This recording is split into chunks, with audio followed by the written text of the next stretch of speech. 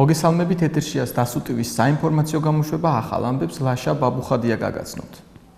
მთლიანობაში შეიძლება ითქვას, რომ არჩევნებამ შვიდ გარემოში ჩაიარა, თუმცა იყო გარკვეული ხარვეზები, მათ შორის, როდესაც დამკვირვებლებზე ხორციელდებოდა ზეწოლა. დამკვირვებლების უფლებები იქნა შელახული. ერთი ფაქტი გამოვლინდა ჟურნალისტთან პროფესიული საქმიანობის ხელშეშლის.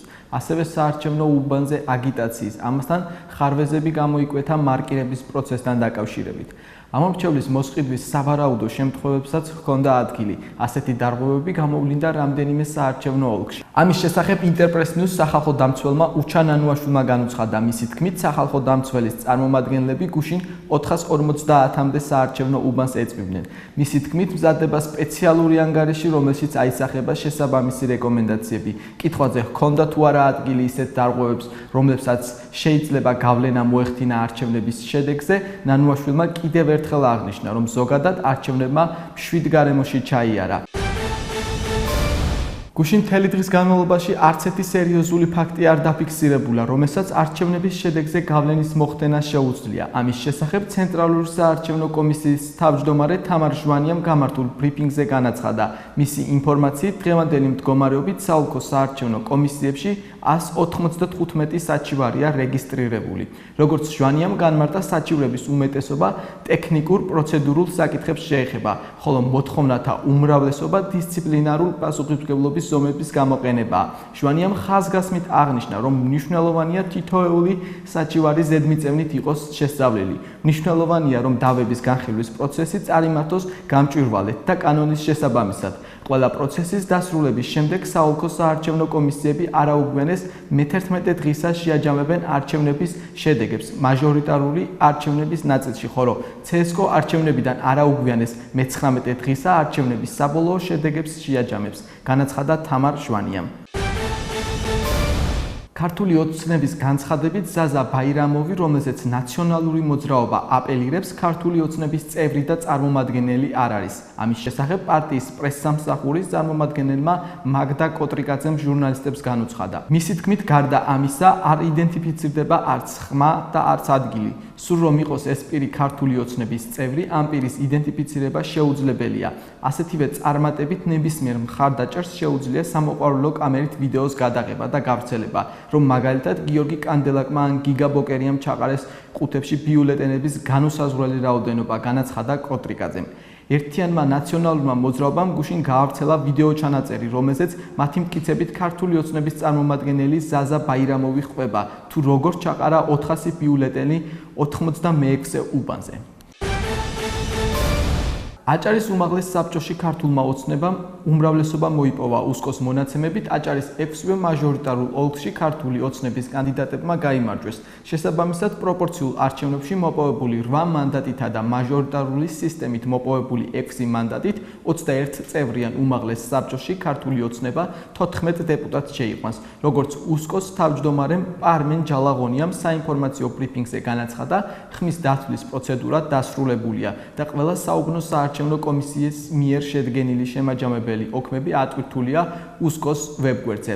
საკუთარი არჩევანი აჭარაში რეგისტრირებულმა 114,470 ამომრჩეველმა დააფიქსირა, რაც ამომრჩეველთა საერთო რაოდენობის 37,9%-ს შეადგენს.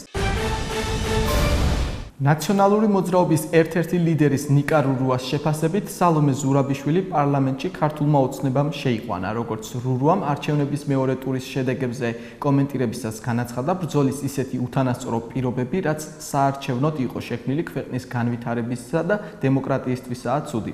ისეთი პირი უჩანს, რომ ეს ადამიანი უბრალოდ აიღეს და დადეს პარლამენტში. ამიტომ ამ ყველაფერზე მეცინება, მაგრამ რა თქმა უნდა, ზოგადად ეს სასაცილო არ არის. როცა ასეთი უთანასწორო ბრძოლის პირობები იქნება, ეს ცუდია დემოკრატიისთვის, ჩვენი ქვეყნის განვითარებისთვის, ცუდია ეკონომიკისთვის, ცუდია დანარჩენი ყველაფრისთვის. ასეთი გარემო სამთავრობო თამაშის წესები იწვევს ყველაფრის ლპობას, იწვევს ქვეყნის დეგრადაციას, განაცხადა რურუამ. როგორც ცნობილია, ნიკა რურუა და სალომე ზურაბიშვილი არჩევნების მეორე ტურში თაწმინდის ოლქში ერთმანეთს უპირისპირდებოდნენ. CSGO-ს წინასწარი შედეგებით ნიკა რურუამ ამომრჩეველთა ხმების 22,42% სალომე ზურაბიშვილმა კი, რომელიც დამოუკიდებელი კანდიდატი იყო, 67,58% მიიღო. ახალარჩეული პარლამენტის უფლებამოსილების ცნობისთანავე მთავრობას უფლებამოსილება ეხსნება.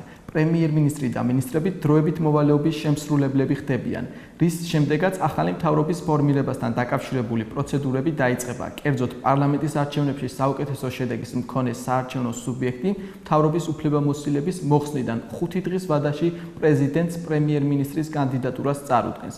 ხოლო პრეზიდენტი მთავრობის უფლებამოსილების მოხსნიდან 7 დღის ვადაში წამოაყენებს პარლამენტის არჩევნებში საუკეთესო შედეგის მქონე საარჩევნო სუბიექტის მიერ მისთვის წარდგენილ პრემიერ-მინისტრის კანდიდატურას. თავის მხრივ, პრემიერ-მინისტრობის კანდიდატი 7 დღის ვადაში შეარჩევს მინისტრთა კანდიდატურებს და პარლამენტს წარუდგენს მთავრობის შემადგენლობას ნდობის მისაღებად. პარლამენტი მთავრობის შემადგენლობის წარდგენიდან 7 დღის ვადაში განიხილავს და კენჭს უყრის მთავრობის შემადგენლობისთვის ნდობის გამოცხადების საკითხს. პარლამენტის ნდობის მისაღებად საჭიროა პარლამენტის სიით შემადგენლობის უმრავლესობის მხარდაჭერა. ახალარჩეული პარლამენტის პირველი სხდომა 19 ნოემბრამდე უნდა გაიმართოს. სხდომის თარიღს პრეზიდენტი ნიშნავს. პრეზიდენტი ხსნის უშუალოდ პირველ სხდომასაც. დავით უსუფაშვილმა 29 ოქტომბერს რესპუბლიკური პარტიის დატოვების შესახებ განაცხადა: "ვიქნებით ამოუკიდებელი და აქტიურ ოპოზიციურ საქმიანობას გავაგრძელებთ." ამის შესახებ პარლამენტის თავმჯდომარე დავით უსუფაშვილი გაზეთ კვირის პალიტრასთან ინტერვიუში აცხადებს. მისივე თქმით, დაახლოებით 2-3 თვე დასჭირდება, რომ ინტენსიური დიალოგი აწარმოოს ყველა იმ ძალასთან, ვინც დამოუკიდებელი, თავისუფალი და ევროპული საქართველოს მშენებლობით არის დაინტერესებული, ვისაც აქვს შემართება პოლიტიკური ბრძოლის გასაძლიერებლად. 2020 წლის საპარლამენტო არჩევნებში ახალი ტიპის პოლიტიკურმა ძალამ უნდა გაიმარჯვოს, ვისაც ექნება ქვეყნის მართვის სრულფასოვანი რესურსი, რაც შეეხება თანამდებობებს მომავალი 2 კვირის განმავლობაში საზოგადოება პარლამენტის თავმჯდომარის რანგში მიხილავს. 2 კვირის შემდეგ კი სახელმწიფო თუ სასამართლო პოსტზე წასვლას არ ვაპირებთ, აცხადებს უსუფაშვილი. მისივე თქმით, მზად არის დიალოგისთვის ყველასთან, ვინც მიიჩნევს, რომ ყურების ჩამოყრის დრო არ არის.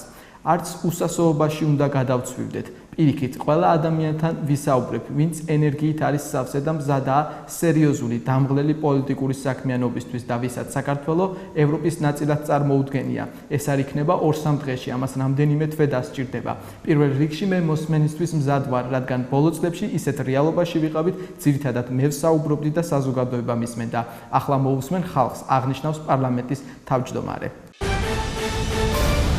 სრულიად საქართველოს კათოლიკოს პატრიარქი უწმინდესი და უნეტარესი ილია მეორე შესაძლოა რუსეთში გაემგზავროს, როგორც ინტერპრეს ნიუს ზუგდიდისა და ცაიშის მიტროპოლიტმა საქართველოს საპატრიარქოს საგარეო ურთიერთობების განყოფილების თავმჯდომარე გერასიმეს შარაშენიძემ განუცხადა, პატრიარქი მოსკოვისა და სრულიად რუსეთის პატრიარქის კირილის დაბადების 70 წლისადმი მიძღვნილ საიუბილეო ღონისძიებაზეა მიწვეული.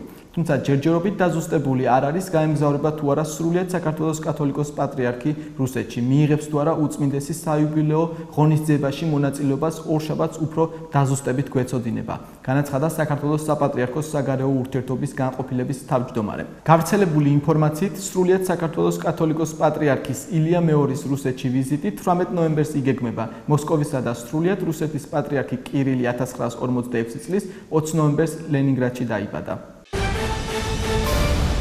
შინაგან საქმეთა მინისტრის ბრძანების საფუძველზე შექმნილმა მუდმივ მოქმედმა კომისიამ საქართველოს მასშტაბით სხვადასხვა დროს ჩატარებული საგამოძიებო ღონისძიებების შედეგად უკანონო ბრუნვიდან ამოღებული სხვადასხვა სახეობის ნარკოტიკული საშუალებები 1027 აბი სუბუტექსი, 355 გრამი ჰეროინი, 3 კილო და 600 გრამი კოკაინი, 4 კილოგრამი მარიხუანა, ასევე ფსიქოტროპული და ახალი ფსიქოაქტიური ნივთიერებები უახლესი ტექნოლოგიით მაღალტემპერატურულ ღუმელში გაანადგურა.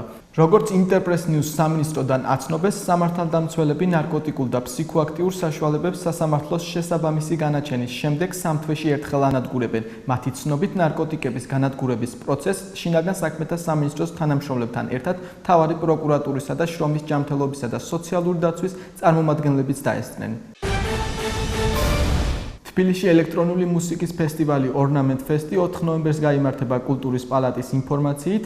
ფესტივალის ფარგლებში თბილისის საერთაშორისო დონის 4 უცხოელი შემსრულებელი ეწვევა. ქართველი აუდიტორიის ხედვის შედეგად ორნამენტ ფესტმა გადაწყვიტა შექმნას განსხვავებული და კრეატიული მიმართულება არსებულ ბაზაზე, რომელიც კიდევ უფრო შეუწყობს ხელს ელექტრონული კულტურის განვითარებას. პერფორმანსი მოიცავს ცალ-ცალკე არსებულ, განსხვავებულ და ილუმინატორულ მიმართულებების სინთეზს, რომლის პირველ ნაწილსაც 4 ნოემბრის ღამე ასახავს. მთელი ღამის განმავლობაში 23 საათიდან ელექტრონული მუსიკის მოყვარულებს ელოდებათ საოცარი საღამო, რომელსაც შოუს ელემენტებით გააფორმებს საქართველოს სახელმწიფო პანტომიმის თეატრი და დილის 9 საათამდე გაგრძელდება. ახლა კი თვალი გადავავლოთ უცხოეთის სიახლეებს. თურქეთში წამყვანი ოპოზიციური გაზეთის ჯუმჰურიეთის მთავარი რედაქტორი მურატ საბუნჩუ დააკავეს, როგორც ადგილობრივი პრესა იტყობინება პოლიციამ საბუნჩუსა და გამოცემის სხვა რედაქტორების სახლებში ჩხრეკა ჩაატარა. CNN თურქის ცნობით პროკურატურამ ჯუმჰურიეთის 13 ხელმძღვანელი პირის დაკავების ორდერი გასცა. პროსამთავრობო მედია საშუალებების ცნობით ყველა მათგანი ამერიკის შეერთებულ შტატებში ცხოვრებ ქადაგებათან ფეთჰულა გიულენთანაა კავშირში ეჭვმიტანილი, როგორც სააგენტო როიტერსი აღნიშნავს, მანამდე სასამართლომ ჯუმჰურიეთის ყოფილი რედაქტორის ჯან დუნდარს 6 წლიანი პატიმრობა მიუსაჯა. ივლისში მომხდარ სამხედრო გადატრიალებების შემდეგ თურქეთში 100,000-ზე მეტი ადამიანი სამსახურიდან გაათავისუფლეს, ან სამსახურეობრივი მოვალეობის შესრულება დროებით შეუჩერეს. 37,000 ადამიანი დააკავეს. ყველა მათგანი ამერიკის შეერთებულ შტატებში მცხოვრები ქადაგებლის ფეთჰულა გიულენის მოძრაობასთანაა კავშირში ეჭვმიტანილი. ესტონეთის რესპუბლიკაში საქართველოს საელჩოში გაიმართა შეხვედრა საქართველოს რეგიონული მაუწყებლის დელეგაციის წევრებთან, რომლებიც ესტონეთში ვიზიტით იმყოფებოდნენ. როგორც ინტერპრეს ნიუს საგარეო საქმეთა სამინისტროდან აცნობეს, შეხვედრაზე საქართველოს საგანგებო და სრულუფლებიანმა ელჩმა თია ახვლედიანმა ისაუბრა რეგიონული მაუწყებლის დონეზე ესტონეთის ევროინტეგრაციის პროცესის გაცნობისა და კომუნიკაციის თვალსაზრისით გამოცდილების გაზიარების მნიშვნელობაზე. ელჩმა ჟურნალისტებს მიაწოდა ინფორმაცია საელჩოს საქმიანობისა და პრიორიტეტების შესახებ და ისაუბრა როგორც ორმხრივ ურთიერთობებზე, ასევე ევროინტეგრაციის მიმდინარე პროცესსა და საქართველოს მიერ მიღწეულ შედეგებზე. სამინისტროს პრესამსახურის ცნობით, ელჩმა მიმოიხილა საქართველო-ესტონეთის ორმხრივი თანამშრომლობის ფართო სპექტრი, განსაკუთრებული ყურადღება გაამახვილა ისეთ მიმართულებებზე, როგორიცაა ელექტრონული მმართველობა, საინფორმაციო და კომუნიკაციის ტექნოლოგიები, კიბერუსაფრთხოება, ინოვაციები და სტარტაპები, კრეატიული ინდუსტრიების განვითარება და სხვა.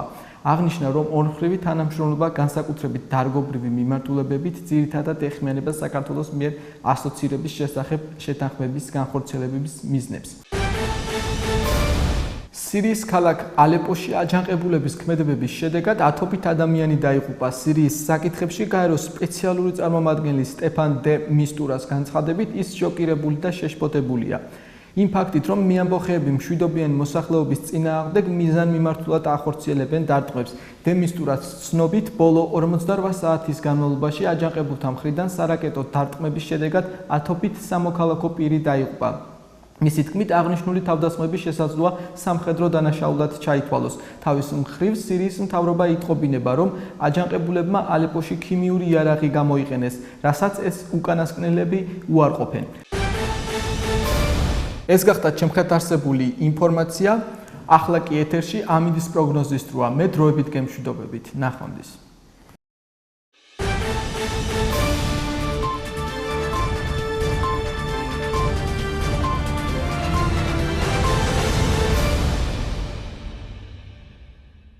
გესალმებით. ეთერშია სტასო ტივის ამინდის პროგნოზი მარიამ აბაშვილთან ერთად. გაგაცნობთ თვალინდელი დღის ამინდის პროგნოზს. როგორც დასავლეთ საქართველოში, ასევე აღმოსავლეთ საქართველოში მოსალოდნელია წვიმა. ჰაერის მაქსიმალური ტემპერატურა აღმოსავლეთ საქართველოში 11 გრადუსი, ხოლო დასავლეთ საქართველოში 12 გრადუსი იქნება. ახლა კი გადავხედოთ ცალკეულ ქალაქებს. სოხუმსა და ბათუმში 13 გრადუსი იქნება, ზუგდიდი 10 გრადუსი, ქუთაისში 9 გრადუსს ვარაუდობენ, ოზურგეთი 8 გრადუსი, მესტიაში 1 გრადუსი იქნება, ბორჯომი 6 გრადუსი, ცხინვალი 7 გრადუსი, გორი 9 გრადუსი, ხოლო თელავსა და რუსთავში ჰაერი 10 გრადუსამდე გათბება. რაც შეეხება ჩვენს დედაქალაქს, მოსალოდნელია წვიმა, ჰაერის მაქსიმალური ტემპერატურა კი იქნება 9 გრადუსი. ეს იყო სტასო ტივის ამინდის პროგნოზი მარიამ აბაშვილთან ერთად, მე დროებით გემშვიდობებით.